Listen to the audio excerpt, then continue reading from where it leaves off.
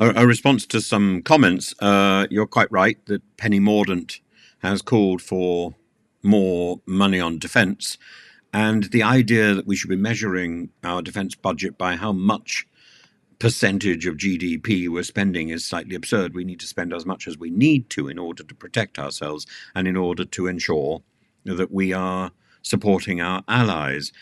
So if in the middle of the Cold War we spent 7% of GDP on defence, maybe we need to be thinking something like that again now. 2.5%, if we can afford it, is simply absurd. And Russia is spending 8% on its defence budget.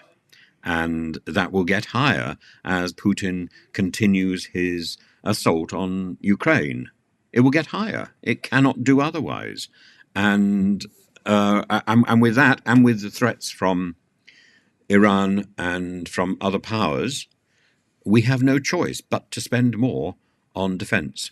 And we need to make sure that our nuclear deterrent is working.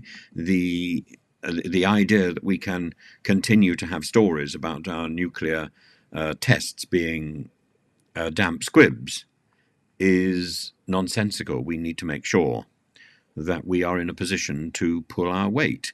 And that means we need a better relationship in terms of defence with Europe. We need to be reaching out and making alliances. And Keir Starmer would be quite right if he were to make a defence pact with the EU as a priority. That is a priority towards a better relationship with the EU. I'm inclined to think the movement spearheaded by groups like Reform UK, Rejoin EU, not Reform UK, captures the mood of quite a large number in our country.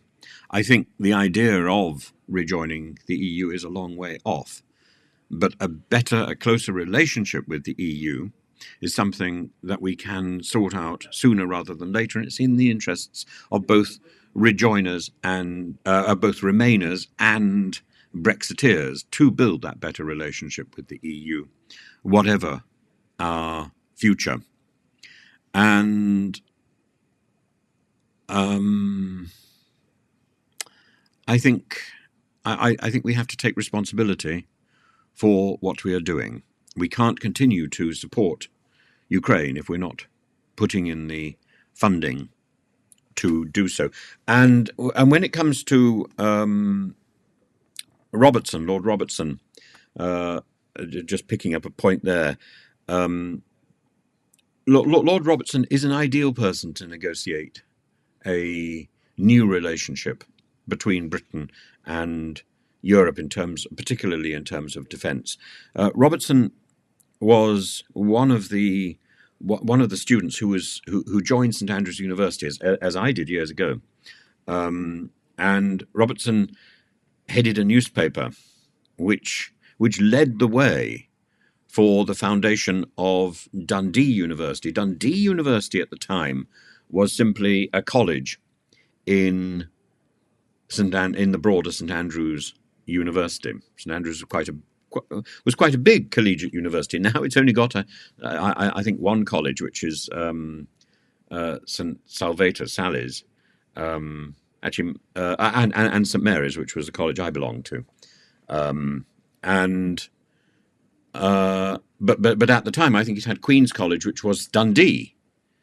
And in 1968, Dundee broke away from St Andrews itself, and so particularly the medical part of St Andrews became more independent.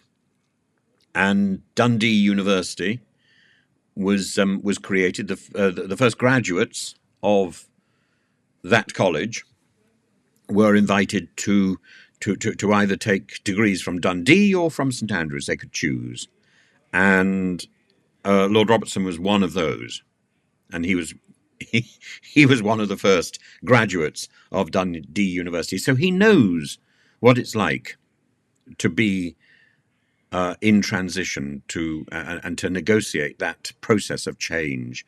If there's anybody who can lead a post-Brexit reorganization of our relationship with Europe, it is somebody like Lord Robertson. And I think he should take a major role in any negotiations conducted by a new government led by Keir Starmer. I think one should have a lot of confidence in him. So thank you for the comments, and I'm delighted to flesh them out a bit.